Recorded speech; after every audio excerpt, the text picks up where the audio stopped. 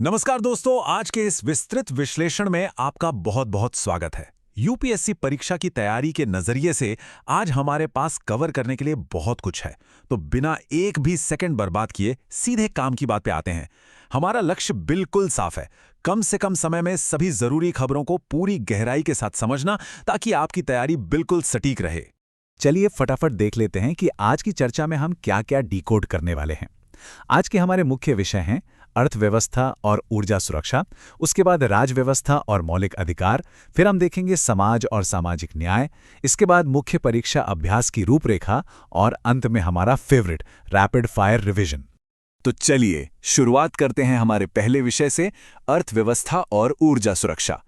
Screen पर ये जो भारी भरकम आंकड़ा आपको दिख रहा है ना, 2.43 लाख करोड़ रुपए, ये अप्रैल 2026 का रिकॉर्ड तोड़ जीएसटी कलेक्शन है। पिछले साल के मुकाबले इसमें सीधे 8.7% की शानदार बढ़ोतरी हुई है। लेकिन ठहरिए, इसके पीछे की असली कहानी कुछ और ही है। ये जो ग्रोथ है ना, ये मुख्य रूप से हमारे बढ़ते आयात यानी इंपोर्ट की वजह से है, जो लगभग 26% बढ़ा है। जबकि अगर हम घरेलू बिक्री की बात करें तो उसमें सिर्फ 4.3% की ही एक सुस्त सी ग्रोथ देखी गई है। यूपीएससी के नजरिए से ये एक बहुत ही महत्वपूर्ण आर्थिक रुझान है, जिसे हमें ध्यान में रखना है। अब देखिए, करंट अफेयर्स तो अपनी जगह है, लेकिन जो बात वास्तव में दिलचस्प है वो ये कि कैसे ये रिकॉर्ड तोड़ रेवेन्यू हमारे सिलेबस के बेसिक यानी स्टैटिक हिस्से से जुड़ता है। हम बात कर रहे हैं जीएसटी परिषद की, जो सहकारी संघवाद का एक बेहतरीन उदाहरण है। 101वें संविधान संशोधन के तहत इसे बनाया गया था। और मजे की बात देखिए, इस परिषद में राज्यों के पास 2/3 वोटिंग पावर होती है और केंद्र के पास सिर्फ 1/3। ये दिखाता है कि टैक्स सिस्टम में राज्यों की भूमिका कितनी मजबूत है। अंतर्राष्ट्रीय संबंधों और ऊर्जा सुरक्षा की बात करें तो जरा इस फ्लो चार्ट पर गौर कीजिए। ये एक बहुत बड़े भू राजनीतिक बदलाव को समझा रहा है। यूएई ने ओपेक से बाहर निकलने का फैसला किया है। अब इसका असर क्या होगा? देखिए, यूएई के पास हर दिन 1.5 मिलियन बैरल एक्स्ट्रा तेल पैदा करने की क्षमता है। ऊपर से इनकी जो अबू धाबी फुजैरा पाइपलाइन है, वो सीधे हॉर्मुज़ जलडमरू मध्य को बाईपास कर जाती है। मतलब सप्लाई एकदम सेफ। भारत दुनिया का तीसरा सबसे बड़ा तेल आयातक है, तो हमारे लिए इसका सीधा सा मतलब है आने वाले समय में कच्चे तेल की कम कीमतें और हमारे रणनीतिक पेट्रोलियम भंडार यानी एसपीआर में निवेश का एक बहुत बड़ा मौका। अब बात करते हैं उस प्रीलिम्स ट्रैप की, जहां अक्सर अच्छे स्टूडेंट्स फंस जाते हैं। एग्जामिनर आपको ईंधन नीति के छोटे छोटे पॉइंट्स पर कंफ्यूज कर सकता है। हमेशा याद रखिए कि घरेलू एलपीजी को सब्सिडी मिलती है, जबकि कमर्शियल यानी वाणिज्यिक एलपीजी पूरी तरह से मार्केट रेट पर बिकती है। और हाँ, एक और जरूरी बात, एटीएफ यानी एविएशन टर्बाइन फ्यूल, ये अभी भी जीएसटी के दायरे से बाहर है और राज्यों के वैट क्षेत्राधिकार में आता है। ये बारीक अंतर बिल्कुल क्लियर होने चाहिए। चलिए अब आगे बढ़ते हैं हमारे दूसरे अहम ब्लॉक की तरफ, राजव्यवस्था और मौलिक अधिकार। सिर्फ 3 घंटे। जी हाँ, ये आंकड़ा हमारी डिजिटल दुनिया और मीडिया की आज़ादी के लिए बहुत मायने रखता है। आईटी नियम 2021 में एक नया संशोधन हुआ है। इसके तहत सोशल मीडिया प्लेटफॉर्म्स के लिए किसी भी गैर कानूनी कंटेंट को हटाने की जो सेफ हार्बर डेडलाइन पहले 36 घंटे हुआ करती थी, उसे घटाकर अब मात्र 3 घंटे कर दिया गया है। और ये जो नया नियम है, इसका सीधा कनेक्शन आईटी एक्ट की धारा 69A से है। ये वही धारा है जो सरकार को भारत की संप्रभुता, रक्षा और सार्वजनिक व्यवस्था के हित में ऑनलाइन कंटेंट को ब्लॉक करने की ताकत देती है। हाल ही में इसी प्रावधान का इस्तेमाल करके कई सोशल मीडिया अकाउंट्स ब्लॉक किए गए थे। मामला तब और गर्मा गया जब इंटरनेट फ्रीडम फाउंडेशन ने इन ब्लॉक्स को दिल्ली हाईकोर्ट में कानूनी चुनौती दी, जिसके बाद कोर्ट ने कुछ अकाउंट्स को बहाल भी किया। हम यहाँ किसी पक्ष की बात नहीं कर रहे, बस हमें कानूनी प्रक्रिया को समझना है। चलिए अब इस ऐतिहासिक कानूनी सफर को देखते हैं। ये फ्लोचार्ट बता रहा है कि हमारे संविधान के अनुच्छेद 21 के तहत व्यक्तिगत स्वतंत्रता का दायरा कैसे बढ़ा। शुरुआत हुई AK गोपालन मामले से, जहां सुप्रीम कोर्ट की व्याख्या थोड़ी संकीर्ण थी। फिर आया ऐतिहासिक मेनका गांधी मामला, जिसने इसे उचित, निष्पक्ष और युक्तिसंगत प्रक्रिया का एक बहुत बड़ा रूप दे दिया। और आखिर में KS पुट्टास्वामी मामला, जहां निजता यानी राइट टू प्राइवेसी को भी इसी अधिकार के अंदर सुरक्षित कर दिया गया। मेंस एग्जाम के लिए ये क्रमिक विकास समझना बिल्कुल अचूक उपाय है। पॉलिटी में एक और शानदार प्रीलिम्स ट्रैप है अग्रिम जमानत यानी एंटिसिपेटरी बेल। गिरफ्तारी की आशंका होने पर जो जमानत मिलती है वो अग्रिम जमानत होती है।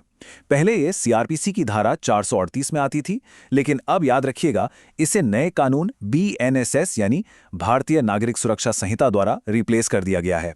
इसे कभी भी रेगुलर बेल के साथ मिक्स मत कीजिएगा, क्योंकि रेगुलर बेल गिरफ्तारी के बाद मिलती है। बस यही छोटी छोटी बातें प्रीलिम्स क्लियर करवाती हैं। अब अपना रुख करते हैं हमारे तीसरे भाग की ओर, समाज और सामाजिक न्याय। ये एक ऐसा टॉपिक है जिसे लेकर बहुत कंफ्यूजन रहता है, तो जरा इस तुलना को ध्यान से समझिएगा। केंद्र की सामाजिक सुरक्षा संहिता 2020 गिग और प्लेटफॉर्म वर्कर्स को सिर्फ परिभाषित करती है और उन्हें मान्यता देती है। ये ऐसा करने वाला पहला केंद्रीय कानून है। लेकिन अगर हम कर्नाटक के गिग वर्कर्स एक्ट की बात करें तो ये पहला ऐसा कानून बन गया है जिसने इन वर्कर्स की परेशानियों को सुलझाने के लिए पूरी तरह से एक्टिव शिकायत निवारण तंत्र बनाया है। इसमें एक अनिवार्य आंतरिक विवाद समाधान समिति यानी IDRC भी शामिल है। तो डेफिनेशन केंद्र की है और ऑपरेशनल मैकेनिज्म कर्नाटक का, एकदम क्लियर।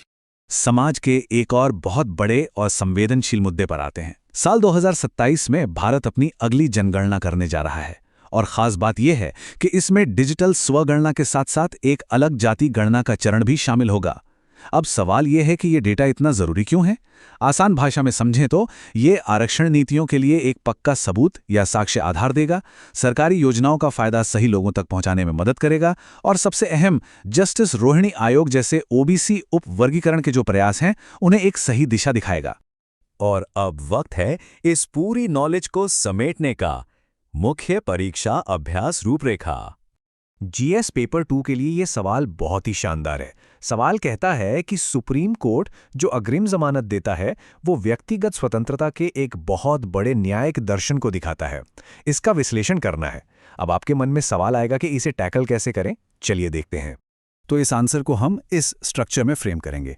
इंट्रोडक्शन में हम अनुच्छेद 21 की व्यापकता की बात करेंगे, फिर हम गोपालन से लेकर पुट्टास्वामी तक के सफ़र को समझाएंगे जो हमने अभी डिस्कस किया था।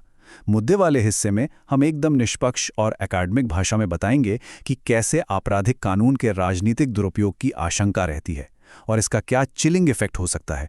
और अंत में एक बहुत ही पॉजिटिव नोट पर कंक्लूड करेंगे कि कैसे हमारी संवैधानिक अदालतें हमारी आज़ादी की सबसे बड़ी रक्षक है। सोसाइटी यानी GS पेपर 1 के लिए दूसरा सवाल देखिए। ये आने वाले एग्जाम्स के लिए बहुत रेलेवेंट है।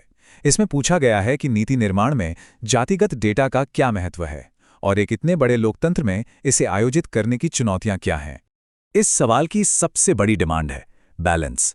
उत्तर की शुरुआत हम 2027 की जनगणना के स्ट्रक्चर से करेंगे, फिर इसके फायदों पर बात करेंगे जैसे लक्षित कल्याण योजनाएं और परिसीमन। लेकिन फिर हमें इसकी व्यवहारिक चुनौतियां भी बतानी होंगी, जैसे 1000 से ज्यादा जातियों की पहचान करना और इससे जुड़ी राजनीतिक संवेदनशीलता। आखिर में आगे की राह बताते हुए एक स्वतंत्र आयोग और पारदर्शी प्रक्रिया का सुझाव देकर हम एक परफेक्ट आंसर तैयार करेंगे। और अब आखिर में हमारा सबसे energetic section, rapid fire revision. चलिए फटाफट आज के कुछ अहम फैक्ट्स दिमाग में बिठा लेते हैं। GS पेपर 3 आंतरिक सुरक्षा। NCB ने ऑपरेशन व्हाइट स्ट्राइक के तहत 349 किलो कोकीन जब्त की है। स्पोर्ट्स, थॉमस कप बैडमिंटन 2026 में भारत एक बार फिर सेमीफाइनल में पहुंच गया है। GS पेपर 2 IR, यूक्रेन ने रूस के तुआब से तेल टर्मिनल पर हमला किया है।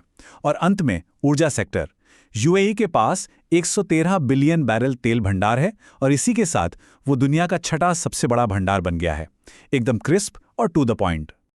आज के इस विश्लेषण को खत्म करने से पहले मैं आपके सामने नैतिकता और न्याय पर एक बहुत ही गहरी न्यायिक टिप्पणी छोड़ना चाहता हूं। आपराधिक प्रक्रिया को राजनीतिक प्रतिद्वंदिता के रंग में नहीं रंगा जाना चाहिए। जरा सोचिए, GS पेपर 2 हो या एथिक्स का पेपर 4, आप इस कोड का कितनी खूबसूरती से इस्तेमाल कर सकते हैं। और ये एक विचार करने लायक बात भी है कि अगर न्याय प्रणाली ही निष्पक्ष न रहे तो लोकतंत्र का क्या होगा। आज के लिए बस इतना ही। उम्मीद है ये चर्चा आपकी तैयारी में धार लाएगी। सीखते रहिए और आगे बढ़ते रहिए।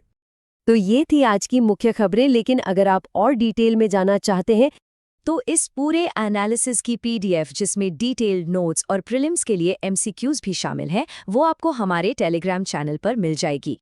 आप स्क्रीन पर दिए गए QR कोड को स्कैन कर सकते हैं या फिर डिस्क्रिप्शन और बायो में दिए गए लिंक पर क्लिक करके चैनल से जुड़ सकते हैं।